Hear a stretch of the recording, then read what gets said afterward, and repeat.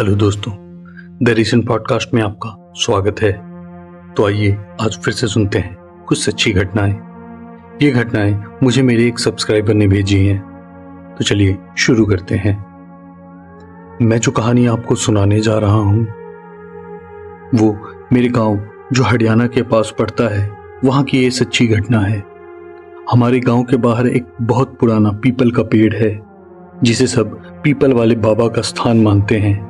कहते हैं उस पेड़ पर एक बहुत ही सिद्ध और चमत्कारी आत्मा का वास है जो गांव की रक्षा करती है। उसी गांव में एक बूढ़ी औरत रहती थी। उनका नाम था शांति अम्मा। बेचारी अकेली थी, पति गुजर चुके थे और बच्चे शहर में बस गए थे जो कभी कभार ही माँ की खबर लेते थे। शांति अम्मा का घर उसी पीपल के पेड़ से थोड़ी दूरी पर था। उनके पति ने मरने से पहले वो जमीन शांति अम्मा के नाम कर दी थी। अम्मा बहुत धार्मिक थी और रोज सुबह उस पीपल के पेड़ पर चली जाती और चढ़ावा चढ़ाती और पीपल वाले बाबा को दीप जलाकर उनका आदर करती। शांति अम्मा के कुछ लालची भतीजे थे जिनकी नजर अम्मा की जमीन पर थी। वो चाहते थे कि अम्मा वो जमीन उन्हें दे दे या फिर बेच दे, पर अम्मा इस बात के लिए राजी नहीं थी। जब प्यार से बात नहीं बनी तो उन्होंने अम्मा को डराने की सोची ताकि वो डर कर गांव और जमीन छोड़कर उनके पास शहर चली आए। उन्होंने गांव के ही 2 लफंगे लड़कों को पैसे दिए कि रात में अम्मा के घर के आसपास भूत बनकर डराना, अजीब आवाजें निकालना।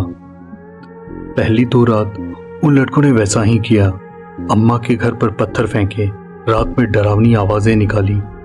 शांति अम्मा थोड़ी घबरा तो गई, पर उन्होंने पीपल वाले बाबा पर भरोसा रखा और रोज की तरह पूजा करती रहीं।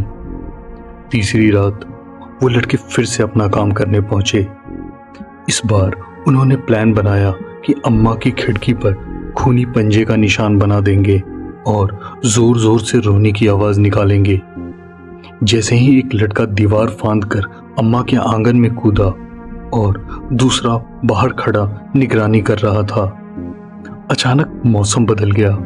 तेज हवाएं चलने लगी और पीपल का पेड़ जोर जोर से हिलने लगा, जैसे कोई अदृश्य शक्ति उसे झंझोड़ रही हो। आंगन में जो लड़का था उसे लगा जैसे किसी ने उसके कसकर पकड़ लिया हो। वो हिल भी नहीं पा रहा था। और जो लड़का बाहर था उसने देखा कि पीपल के पेड़ से एक धुंधला सा लंबा साया निकलकर तेजी से अम्मा के घर की तरफ बढ़ा। वो साया उन दोनों लड़कों के पास आकर रुका। उन्हें ऐसा महसूस हुआ जैसे हजारों सुइयां उनके शरीर में चुभ रही हो। वो चीखना चाहते थे पर उनकी आवाज नहीं निकल रही थी। साए में से एक भारी गूंजती हुई आवाज आई, उस नेक औरत को सताना चाहते हो, उसकी जमीन हड़पना चाहते हो, आज तुम्हें सबक मिलेगा। अगली सुबह वो दोनों लड़के गांव के चौराहे पर बेहोश और बुरी तरह से कांपते हुए मिले।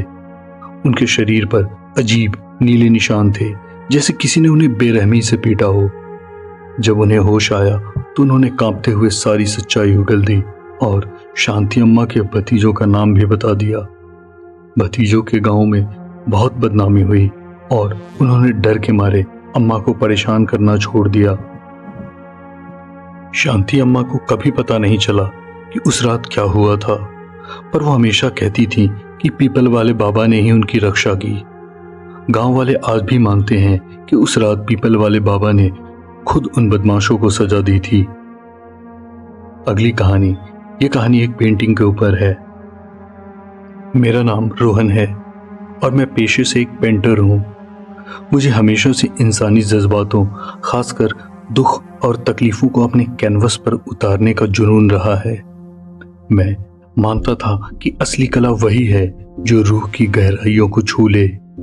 इसी तलाश में मैं अक्सर पुरानी वीरान जगहों पर जाता था जहां मुझे लगता था कि दर्द की कहानियां हवा में तैर रही होंगी। एक बार मुझे पता चला कि हमारे शहर लखनऊ के पास एक पुरानी टूटी फूटी नवाबी हवेली है जिसके बारे में मशहूर था कि वहां एक खूबसूरत तवायफ ने अपने आशिक को धोखे से निराश होकर खुदकुशी कर ली थी। कहते थे उसकी आत्मा आज भी उस हवेली में भटकती है।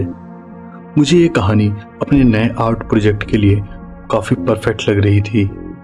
मैं अपना सामान लेकर उस हवेली में पहुंच गया। हवेली वाकई में बहुत खूबसूरत थी, पर उतनी ही वीरान और उदास भी थी। दीवारों से पलस्तर उखड़ रहा था और हर तरफ मकड़ी के जाले थे। मैंने हवेली के सबसे बड़े कमरे में, जहां शायद कभी महफिलें सजती होंगी, अपना कैनवास लगाया और काम शुरू कर दिया। पहले कुछ दिन मुझे कुछ खास महसूस नहीं हुआ। मैं बस उस माहौल को अपने अंदर समाने की कोशिश कर रहा था। फिर धीरे धीरे मुझे लगने लगा कि मैं अकेला नहीं हूँ। जब मैं पेंटिंग करता तो मुझे अपने आसपास किसी की मौजूदगी का एहसास होता, एक खामोश उदास मौजूदगी।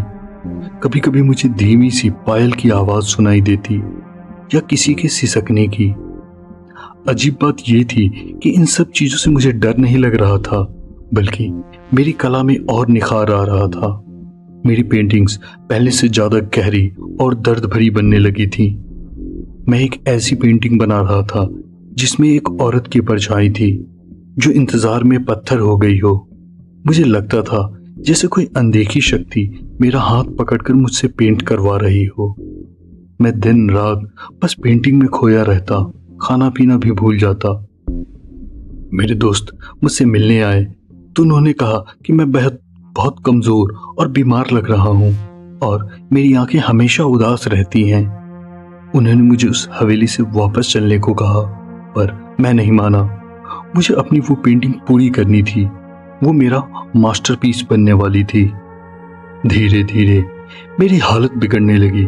मुझे बुरे बुरे सपने आने लगे जिनमें वही तवायफ रोती बिलखती हुई दिखाई देती। मुझे हर वक्त एक अजीब सी घुटन और उदासी महसूस होती। मेरी पेंटिंग लगभग पूरी हो चुकी थी और वो वाकई में अद्भुत लग रही थी, पर उसे देखकर एक अजीब सा खौफ भी महसूस होता था। उसमें जो दर्द था वो बहुत असली लग रहा था। वो बिल्कुल भी नहीं लग रहा था ये कोई पेंटिंग हो। ऐसा लगता जैसे दर्द उससे बाहर निकल आएगा। एक रात जब मैं अपनी पेंटिंग को देख रहा था तो मुझे लगा कि कैनवास पर बनी परछाई हिल रही है, और फिर उस परछाई में से एक धीमी दर्द भरी आवाज आई, तुमने मेरे दर्द को समझ लिया, अब तुम भी इसी दर्द में मेरे साथ रहोगे। मेरे रोंगटे खड़े हो गए। मुझे पहली बार उस हवेली में खौफ महसूस हुआ। मुझे समझ आया कि वो आत्मा मेरी कला के जरिए मुझसे जुट गई थी और अब वो मुझे अपनी दुनिया में खींचना चाहती थी। मैंने फैसला किया कि मुझे इस चुंगल से निकलना होगा। अगली सुबह मैंने भारी मन से उस पेंटिंग को, जो मेरी सबसे अच्छी कृति थी, उसी हवेली के आंगन में जला दिया। जैसे ही आग ने कैनवस को छुआ, एक जोर की चीख हवेली में गूंजी और फिर सब शांत हो गया। मैं तुरंत वो हवेली छोड़कर वापस आ गया। कई दिनों तक मैं बीमार रहा, लेकिन धीरे धीरे मैं ठीक हो गया। मैंने फिर कभी उस तरह की उदास जगहों पर जाने की हिम्मत नहीं की। कला जरूरी है, पर जिंदगी उससे भी ज्यादा। ये अगली कहानी हमें अंजलि जी ने भेजी है, तो मैं उनके पर्सपेक्टिव से आपको सुनाऊंगा। मेरा नाम अंजलि है और मैं दिल्ली में रहती हूँ। मुझे बचपन से ही पुरानी चीज़ों और जगहों से एक अजीब सा लगाव रहा है, और कभी कभी मुझे उन जगहों या चीज़ों से जुड़ी भावनाएं भी महसूस होती हैं। कुछ साल पहले मैंने कबाड़ी बाजार से एक बहुत ही खूबसूरत पुरानी लकड़ी की अलमारी खरीदी थी। घर लाकर जब मैं उसकी सफाई कर रही थी तो उसके एक खुफिया दराज में मुझे एक पुरानी चमड़े की जिल्द वाली डायरी मिली। डायरी पीले पड़ चुके कागजों से भरी थी और उसमें नीली स्याही से किसी लड़की की हैंडराइटिंग में कुछ लिखा था, शायद 1960 या 70 के दशक की बातें।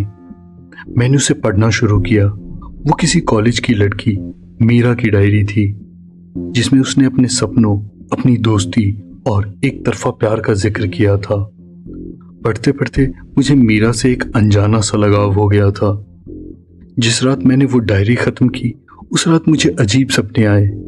मैंने सपने में एक लड़की को देखा जो बिल्कुल वैसी ही दिख रही थी जैसे मैंने मीरा को अपनी कल्पना में बनाया था। वो उदास थी और बार बार किसी का नाम पुकार रही थी। नींद खुली तो मुझे अपने कमरे में किसी के धीमी धीमी रोने की आवाज सुनाई दी। मैं डर गई। मैंने तकिए के पास रखी छोटी सी हनुमान चालीसा निकाली और उसे पढ़ने लगी। थोड़ी देर बाद वो आवाज बंद हो गई। अगले कुछ दिनों तक मुझे रात में बेचैनी महसूस होती रही और कभी कभी वो फुसफुसाहट या रोने की आवाज फिर सुनाई देती। मुझे लगा शायद मीरा की आत्मा उस डायरी से जुड़ी हुई है और वो अब भी अपने अधूरे प्यार के लिए दुखी है। मैंने एक दिन वो डायरी और कुछ फूल लेकर यमुना किनारे जाकर जल प्रवाहित कर दिए और मन ही मन मीरा की शांति के लिए प्रार्थना की। उस दिन के बाद मुझे फिर कभी वो आवाज सुनाई नहीं दी। मैं आपको अपनी ही एक और कहानी सुनाना चाहूंगी। ये बात तब की है जब मैं अपने कॉलेज के दोस्तों के साथ शिमला घूमने गई थी। हमारा रुकने का इंतजाम एक पुराने अंग्रेजों के जमाने के गेस्ट हाउस विंडरमेयर में हुआ था, जो शहर से थोड़ा हटकर घने देवदार के पेड़ों के बीच था। गेस्ट हाउस बहुत खूबसूरत था, पर उसमें एक अजीब सी खामोशी और उदासी थी। पहली रात हम सब अपने अपने कमरों में सोने चले गए। मेरा कमरा थोड़ा अलग थलग कोने में था। रात में मुझे अपने कमरे में किसी के टहलने की आवाज सुनाई दी, जैसे कोई भारी बूट पहने चल रहा हो। फिर मुझे लगा जैसे कोई मेरे बेड के पास खड़ा है। मैं इतनी डर गई कि मैंने अपनी दोस्त रिया को, जो मेरे साथ कमरा शेयर कर रही थी, आवाज लगाई। उसके उठते ही वो आवाजें बंद हो गई। रिया को लगा कि मैं सपना देख रही हूँ। अगली शाम जब हम गेस्ट हाउस के पुराने धूल भरे लाउंज में बैठे थे तो मैंने देखा कि फायरप्लेस के ऊपर दीवार पर एक पुरानी फीकी सी तस्वीर टंगी थी, एक अंग्रेज अफसर की जो घोड़े पर बैठा था। तस्वीर देखते ही मुझे एक अजीब सी बेचैनी हुई। उस रात मुझे फिर वही बूटों की आवाज सुनाई दी। इस बार मैंने हिम्मत करके लाइट जलाई, लेकिन कमरे में कोई नहीं था। पर खिड़की के पास रखी मेज पर एक पुराना पीतल का सिगरेट केस रखा था, जो पहले वहां नहीं था। मैं उसे देखकर सन्न रह गई। मैंने तुरंत रिया को उठाया। जब रिया ने भी वो सिगरेट केस देखा तो उसके भी होश उड़ गए। हमने वो सिगरेट केस वहीं छोड़ा और डर के मारे रात भर जागते रहे। हनुमान चालीसा का पाठ करते रहे ताकि हमें डर न लगे। सुबह हमने गेस्ट हाउस के मैनेजर से उस कमरे में और उस अफसर की तस्वीर के बारे में पूछा। उसने बताया कि वो गेस्ट हाउस किसी मेजर चार्ल्स विंडरमेयर का था, जिसकी मौत उसी गेस्ट हाउस में संदिग्ध परिस्थितियों में हुई थी। लोग कहते हैं कि उसकी आत्मा आज भी वहां भटकती है और कभी कभी मेहमानों को उसकी चीजें या उसकी प्रेजेंस महसूस होती है। हमने तुरंत वो गेस्ट हाउस खाली कर दिया। उस सिगरेट केस का क्या हुआ हमें नहीं पता, पर वो अनुभव मैं और रिया आज तक नहीं भूले हैं। दोस्तों, ये थी आज की कुछ सच्ची घटनाएं। तो ये घटनाएं आपको कैसी लगी कमेंट बॉक्स में बताएं, और आप अपनी कहानी या सच्ची घटना मुझे इंस्टाग्राम पे भेज सकते हैं, जिसे मैं यहाँ नरेट करूँगा। मिलते हैं अगले वीडियो में, तब तक के लिए बाय एंड टेक केयर।